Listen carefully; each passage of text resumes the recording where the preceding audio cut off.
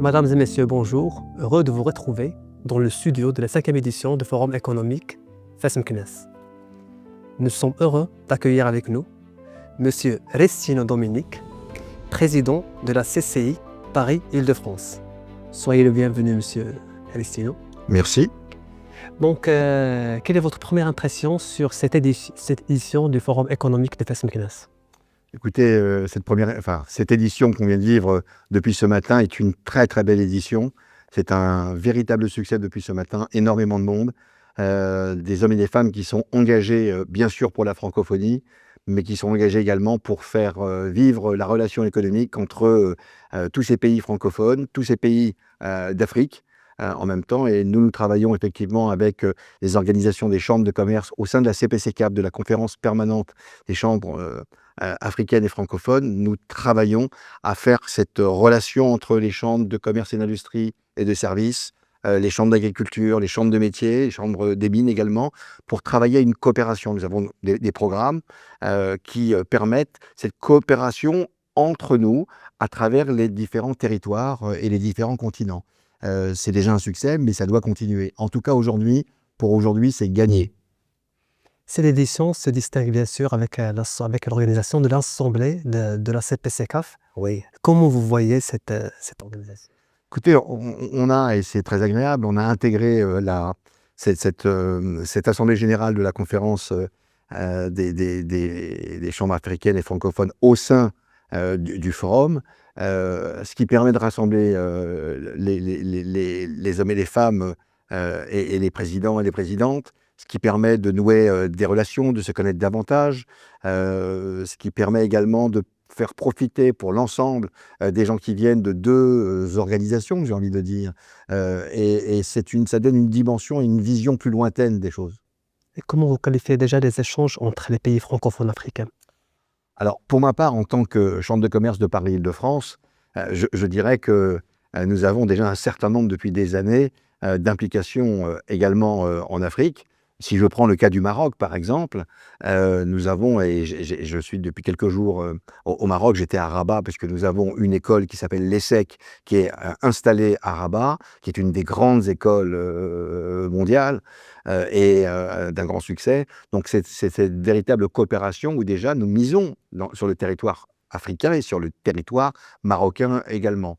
Nous avons également des échanges que nous faisons parce que il y a 2 mois encore, j'étais au GITEX, ce grand salon de la tech à Marrakech, qui devient un salon incontournable en Afrique, bien sûr, pour l'Afrique. J'avais emmené une délégation de femmes entrepreneurs de la tech également. Donc nous avons très régulièrement des missions, des délégations où soit nous venons, soit nous recevons des délégations des pays d'Afrique et bien sûr du Maroc. Nous sommes au Maroc, donc j'ai envie de saluer le Maroc et j'ai envie de saluer également, si vous me le permettez, le président et ses équipes de la chambre de commerce de Fes Meknès et ses collaborateurs, parce que l'accueil a été absolument superbe. L'organisation, c'est une très grosse organisation et de mettre en place ces événements, ça fait que nous nous rapprochons, nous travaillons, nous avons signé encore des accords de partenariat. C'est ce que nous faisons au sein de la conférence permanente des chambres de commerce francophones et africaines et francophones, pour travailler parfois en binôme avec une chambre française, avec une chambre d'un pays, d'une zone d'Afrique, pour mettre des relations en place. Encore tout à l'heure, j'ai croisé une personne, un président du Tchad, qui me disait: Président, nous avons un centre de médiation en France qui permet de faire de la médiation et de l'arbitrage au lieu d'aller devant les avocats, de régler les choses en bonne intelligence. C'est tout un processus que nous avons en France. Eh bien, il me demandait que la Chambre de commerce de Paris-Île-de-France, avec son centre de médiation, puisse l'accompagner pour le mettre en place dans son pays. C'est ce que nous faisons, voilà. Et nous pouvons prendre aussi des idées qu'il y a en Afrique. Je pense que vous voyez, c'est interconsulaire, la CPC-CAF, avec les chambres de métiers, avec les chambres d'agriculture.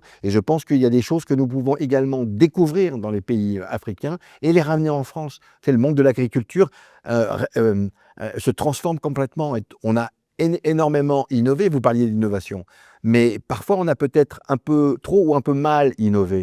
Et parfois les choses simples des choses simples qui sont très développement durable, on peut les voir dans les pays d'Afrique et je pense qu'il est bon de savoir s'en rappeler. Comme vous savez, le thème choisi pour cette édition est innover, coopérer, investir. Lequel de ces mots pour vous est le plus important en ce moment? Pourquoi voulez-vous que je choisisse? Innover, c'est important. Nous savons, nous travaillons énormément à l'export, à la Chambre de commerce de Paris Île-de-France. Nous savons que l'innovation, c'est ce qui permet d'aller chercher la croissance et c'est ce qui permet de se différencier par rapport à nos compétiteurs. Ensuite, investir, s'il n'y a pas d'investissement, il y a un vrai problème. Donc il faut savoir investir. Vous me direz, oui, il faut pouvoir investir, c'est vrai, mais je pense qu'on peut aussi construire des choses pas à pas. On n'est pas obligé de faire des investissements démesurés totalement. Le Maroc aujourd'hui investit énormément. Tant mieux. Il y a une force vive au Maroc actuellement que je trouve absolument remarquable. Ça n'est pas le cas partout en Afrique. Chaque chose avance, il y a des choses à régler. En tout cas, pour moi, c'est important d'investir, c'est important d'innover et c'est important également de coopérer.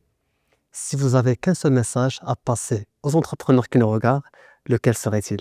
321 millions de personnes dans le monde qui parlent la langue francophone. Je pense que c'est un outil remarquable dans les cultures, mais c'est un outil remarquable dont nous devons nous saisir et se servir pour le porter, pour faire des affaires, pour le développement économique de nos continents. Je pense que véritablement, c'est l'enjeu que nous avons aujourd'hui, plus que jamais. Monsieur Restino, merci d'avoir accepté notre invitation et merci de partager votre vision très claire avec nous. On vous remercie beaucoup. Merci beaucoup et merci également à Fez Mektes.